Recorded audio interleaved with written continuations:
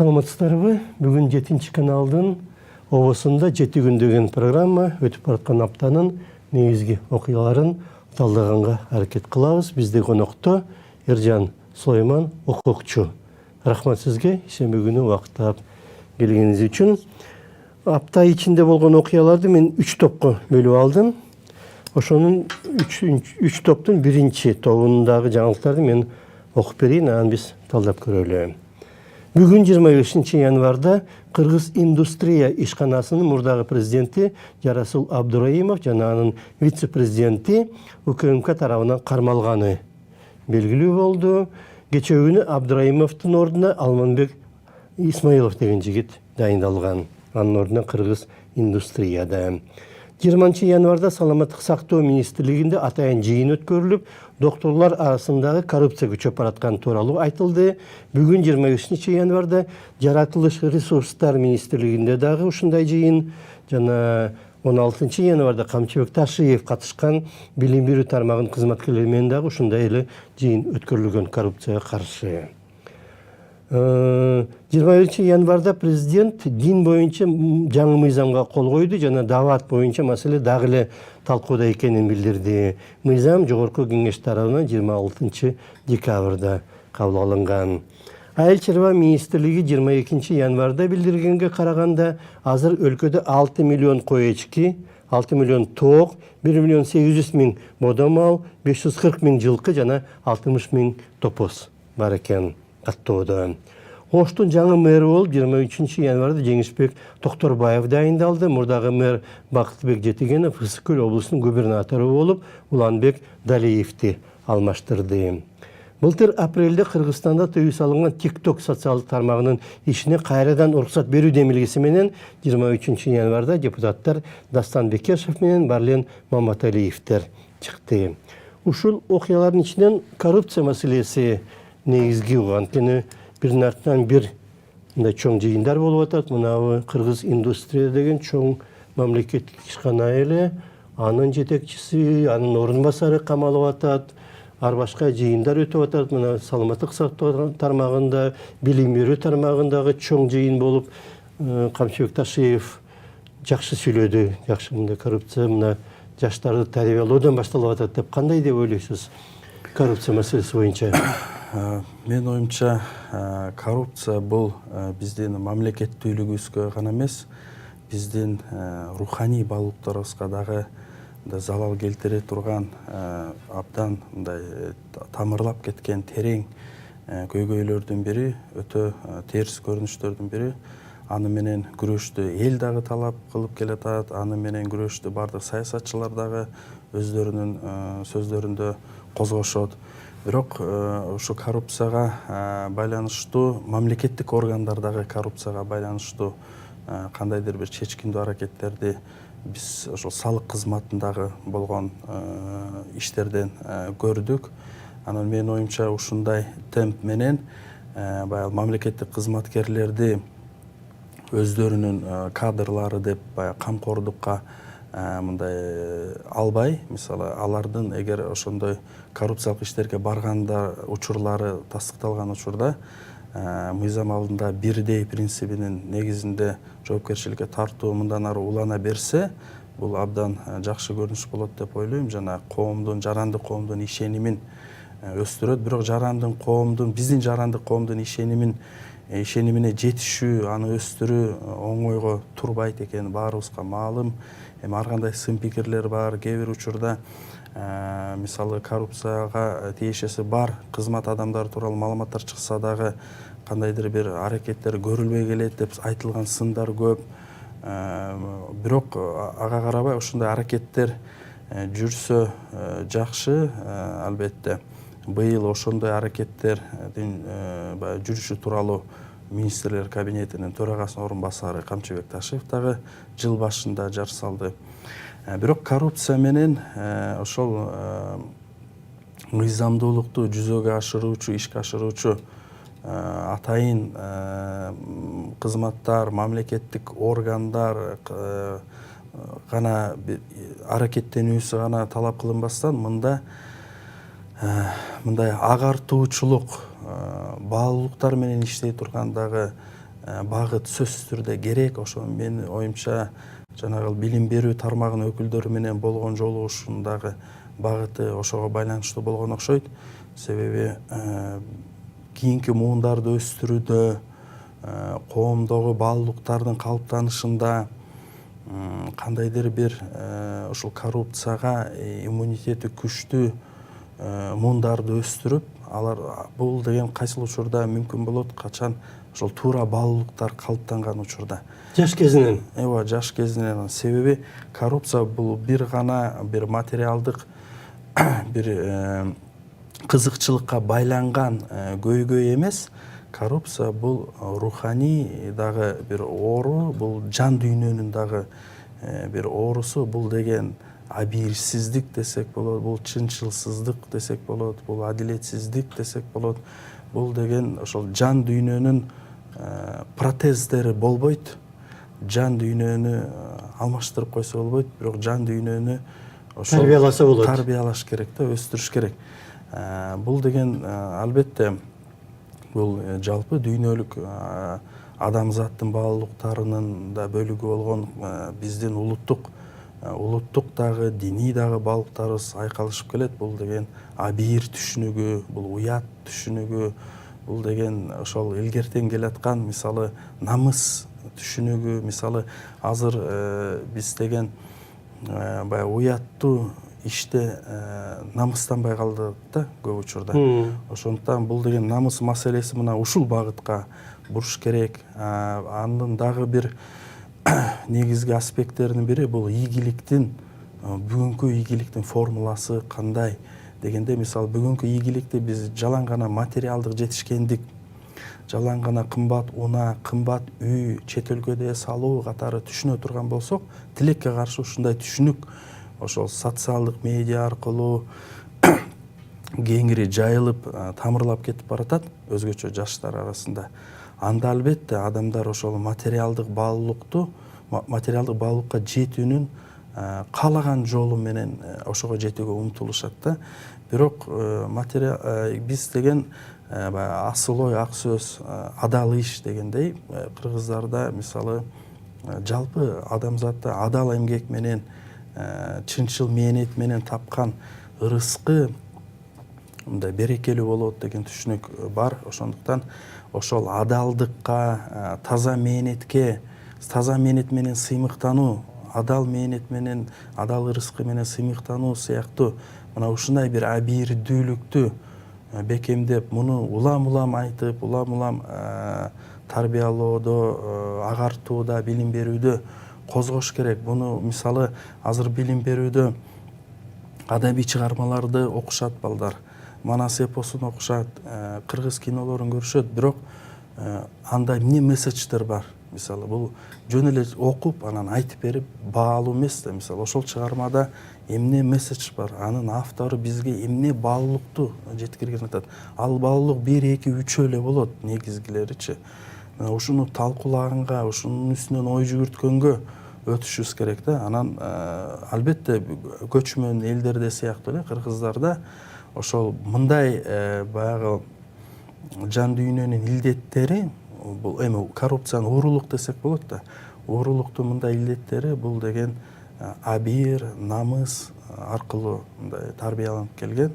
Ошондуктан мындай ишке баргандар коомдон да уяла тургандай, урпактары алдында уяла тургандай, ата энеси алдында уяла тургандай болуш керек да.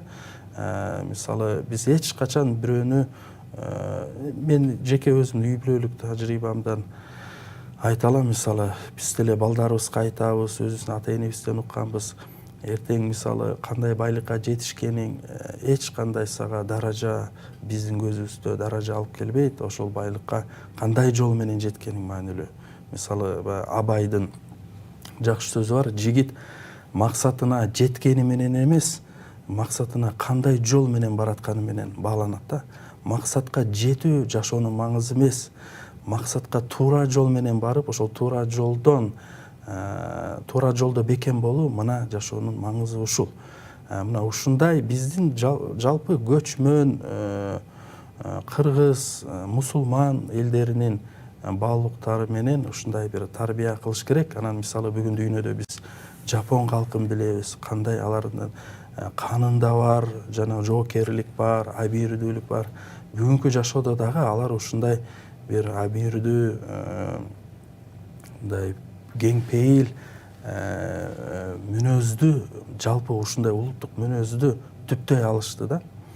Айкалыштырып, Айкалыштырып. Батыштын баалуулуктарындагы өзүнүн улуттук баалуулугун дагы. Заманбап баалуулуктарды, прогрессивдүүлүктү өздөрүнүн улуттук канында сиңген баалуулуктар менен айкалыштырып, анан эң негизгиси ошол ар бир улуттун өзүнүн спецификалык бир багыты болот, бир мазмуну болот. Мына ошол бизде дагы абийир болуш керек да. Анан мисалы көп адамдар мыйзамды бузууга же адепсиздикке барбоонун негизги себептеринин бири бул жазалоодон коркуу эмес, айыппулдан коркуу эмес. Бул деген ошол ички абийир сотунан коркуу болуш керек. Мисалы биз кызыл түскө айдап өтпөйбүз, көчөдө түкүрбөйбүз. Себеби бирөө бизге жазалайт, айыппул салат болгон үчүн эмес. Себеби биз өзүбүздү кечире албайбыз. Биз өзүбүзгө андай нерсеге уруксат бере албайбыз. Мына ушундай адамдын модели, кыргыз атуулунун ушундай бир аң сезими калыптаныш керек да. Себеби ошондой болсо абдан жакшы болот. Себеби бул бизде каныбызда да бар, баалуулуктарыбызда бар. Бирок күнүмдүк бүгүн материалдык баалуулуктарды туу чокуу катары тутуп алган күнүмдүк жашообузда бул жокко эсе болуп баратат. Ошондуктан буну өзгөртүш керек. Ийгиликтүү деп биз материалдык баалуулуктар көп болгон адамдарды гана эмес, билими, абийири, адеп ахлагы баардыгы топ келишкен адамдарды эсептешибиз керек. Рахмат сизге. Экинчи топту окуйун, экинчи топко киргизген жаңылыктарды. Президент Садыр Жапаров 23 январда Кабар агенттигине интервью берип, Азиза Абдырасулованын өлкөдөн чыгып кетиши, Камчы Көлбаевдин өлтүрүлүшү, Алтайдагы Манжырок жана Францияда Куршевель тууралуу дагы айтып берди. Кытайдын бажы кызматынын билдиргенине караганда, Кыргызстан менен Кытай ортосундагы соода көлөмү 24-жылы 3%га өсүп, 22 миллиард 700 миллион долларга жеткен экен. Президенттин иш башкармалыгынын жетекчиси Каныбек Түмүнбаев, эгер ипотекага сатып алынган батирлердин ээлери толук баасын төлөй электе, аларды башка бирөөгө ижарага берсе, батирлер мамлекетке кайтарылат деп билдирди. Президент Садыр Жапаров жаңы эмгек кодексине кол койду. Ага ылайык эмгек келишимдерине электрондук түрдө кол койсо болот. Өзгөртүүлөр тууралуу мыйзамды Жогорку кеңеш 18 декабрда алган. Бишкектеги цирктин директору болуп 23 октябрда дайындалган Асланайым Аширова 23 январда кызматынан бошотулду. Маданият министрлигинин айтымында ага каршы цирк кызматкерлеринин арыздар түшкөн. Жогорку кеңештин депутаты Бакытбек Марипов 22 январда Бишкектеги иш менен тыгындарды азайтуу үчүн өлкө борборун Бишкектен башка жерге которуу керек экен. Ошентсе иш болбой калат дейт. Ушулардын ичинен мынау президент Садыр Жапаровдун интервьюсу кызык. Анткени жанагы коррупция боюнча Камчыбек Ташиевдин мурда 16 январда берген интервьюсу менен дагы байланышкан. Сиз кандай деп ойлойсуз? Менин оюмча бул жерде тонна теория 1 килограмм тажрыйбага арзыбайт деген жакшы сөз бар. Анан ар бир иште негизи бул багытта бардык президенттер, бардык мурунку бийликтер учурунда оң нерселер болгон, терс нерселер болгон. Бирок коррупциянын менен бардыгы күрөшөбүз деп жарыя кылган, уюшкан кылмыштуу топтор менен бардыгы күрөшөбүз деп жарыя кылышкан. Бирок мына бүгүн билип отурабыз, эч кимиси уюшулган кылмыштуу топтор менен эч кимиси күрөшкөн эмес. Эми бул жетиштүү деңгээлде болгон эмес. Бул чындык экенин бардыгыбыз билебиз да. Анан бүгүнкү жасалып жаткан ошол уюшкан кылмыштуу топторго менен күрөшүүдө жасалып жаткан аракеттер чечкиндүү, эрктүү болуп жатат. Эң негизгиси бул коом дагы унутпаш керек менин оюмча. Мисалы баягы Стокгольм синдромундай болуп, мисалы кайра боор ооруп, анан анткенде эле туура эмес. Себеби канчалаган адамдар мына бүгүнкү күнгө чейин мурунку ошол кара дүйнөсү деп коюшат. Ошол кара дүйнөсүнүн өкүлдөрү мына бүгүнкү күнгө чейин кээ бирлер алдамчылык менен алектенип, алдамчылык менен бирөөлөрдүн мүлкүн тартып алууга аракет кылган кейстер да чыгып атат. Бул деген өтө адамдардын тагдырлары, көптөгөн үй бүлөлөрдүн тагдырлары мындай кыйраган, абдан жаман көрүнүштөр орун алган. Бул дагы бир өтө терең тамырлаган илдетке айланган. Анан мамлекетте экинчи бир мамлекет болбош керек. Мамлекеттин ичинде акча жыйнаган экинчи бир күч болбош керек эч бир мамлекетте. Бул деген улуттук коопсуздуктун дагы көйгөйү, адам укуктарынын көйгөйү. Ошондуктан менин оюмча анча мынча сөздөргө кемчилик издеп, мисалы балким кемчилик бар сөздөрдөчү.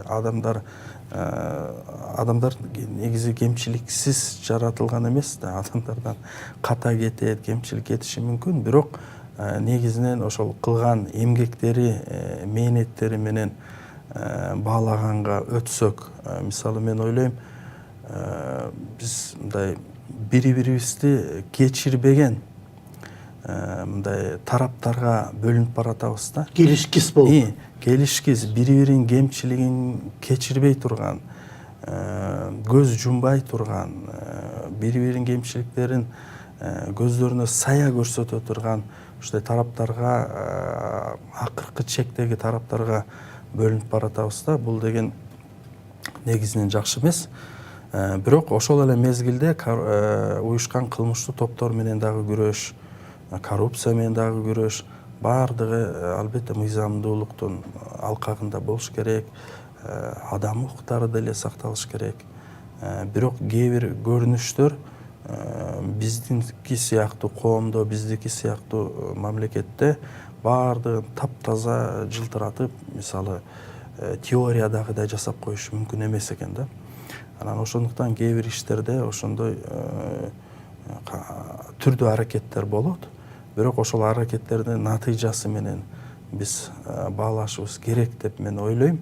Ал эми менин оюмча коомдо ашыкча мындай талкуу, сын пикирлер кээде ошол балким муктаждык болбогон маселелерде, мисалы мамлекет жетекчилери алар коомго бир ашыкча пикир билдирип, мисалы ошо бир чети коомго жакын болуп пикир билдирүү жакшы көрсөткүч болсо жетекчилерден, башка чети ашыкча, мисалы мындай кээде мындай орчундуу эмес маселелерде дагы эң жогорку жетекчилер мындай билдирүү кылып атышат да. Көңүлү бурбай деле койсо болмок да. Ооба, менин оюмча мисалы ошол ашыкча кээде ушундай тескерисинче коомго жакындашуунун ушундай пикир билдирүүдө кайра карама каршылыктар чыгып калып, кайра баягынтип талаш тартыштар жаралууда. Ошондуктан буну мамлекет жетекчилери гана эмес, муну ошол аткаруучулар дагы, төмөнүрөөк структуралар дагы, тийиштүү, ыйгарым укуктуу мамлекеттик органдар, алардын жетекчилери, адистери, министрликтер, алар дагы ошол адискөй бир маалыматтарын жайылтышса туура болот. Мындай эмеде ошондуктан мында коомдо ошол карама каршылыктар жаралууда, бирок баардыгын эки тарап тең таразалап туруш керек. Бирок негизгиси биз ошол жаранды коом мамлекетте натыйжалуу аракеттерди, албетте мыйзам алкагындагы аракеттерди жана натыйжалуу аракеттерди талап кылышыбыз керек. Анан ошол натыйжа менен баалашыбыз керек. Кээ бир нерселерге теңилбей койсо деле болот. Да, ушинтип айтса болобу? Үчүнчү топту окуйм, мен жаңылыктардын үчүнчү тобун бөлүп алган. Каракол шаарында 23 январда 192 жергиликтүү мугалимге Кыргызстанда өндүрүлгөн ноутбуктар тапшырылды. Үстүбүздөгү жылдын ичинде Разаков атындагы техникалык университетте чогултулган ушундай эле ноутбуктар башка мугалимдерге дагы берилет деп айтылууда. Бишкекке келген Дүйнөлүк банктын Борбор Азия боюнча регионалдык директору Татьяна Проскурякова 20 январда Кыргызстандагы экономикалык реформалар жана жетишкендиктерди мактады. Кечээ күнү президент Жапаров Кыргызстандын Кытайдагы элчиси Актилек Мусаевага сөгүш жарыялады. Азыркы учурда Жапаровдун Кытайга мамлекеттик сапары даярдалып жатат, жакында барат экен. Ошону менен байланышкан бир мүчүлүштүктөр кеткен сыяктуу. 23 январда Жогорку Кеңеш ден соолугу боюнча мүмкүнчүлүгү чектелген адамдарды зордуктагандарды өмүрүнүн аягына чейин эркинен ажыратуу тууралуу мыйзам кабыл алды. 20 январда Бишкекте Баш прокуратуранын өзүнчө укук академиясынын салтанаттуу ачылышы болду. Анда 2 факультет иштейт экен. Чүй проспекти менен Жусуп Абдрахманов көчөлөрүнүн кесилишиндеги Кыргыз Телекомдун имараты жакын арада сатылаары кабарланды. Ушулардын ичинен мынау мугалимдерге бекер ноутбук берилиши, жанагы Дүйнөлүк банктын өкүлү регионалдык директору Проскурякова мактаганы сыяктуу нерселер чанда нерсе го. Мындайлар күнүгө боло бербейт. Кандай деп ойлойсуз? Негизи ошо Дүйнөлүк банктын Борбор Азия боюнча өкүлү өкмөттүн ишмердүүлүгүнө оң баа бериптир экономикалык көрсөткүчтөрдөн улам. Эми бул жерде албетте кандайдыр бир экономикалык ийгиликтүү натыйжалар алар көрсөтүлүүдө, алар бар. Мен бир гана нерсени ошол белгилеп кетким келет. Ошол экономикалык көрсөткүчтөрдөн тышкары Кыргыз өкмөтү мына ушул жылдан баштап өзгөчө адам укуктарына, мыйзамдуулукка көбүрөөк мындай приоритеттүүлүк аныктап, көбүрөөк көңүл буруш керек болуп атат. Себеби мына жогоруда айтылган сын пикирлер дагы баардыгы негизинен ошол адам укуктарына келип такалат. Анан экономикалык көрсөткүчтөр менен мисалы адам укуктарын сактоонун ортосунда ажырым чоңоюп кетпеш керек да. Кээде мамлекет күчтөнөт, эч бир жаран мамлекетинин алсыз болушун каалабайт.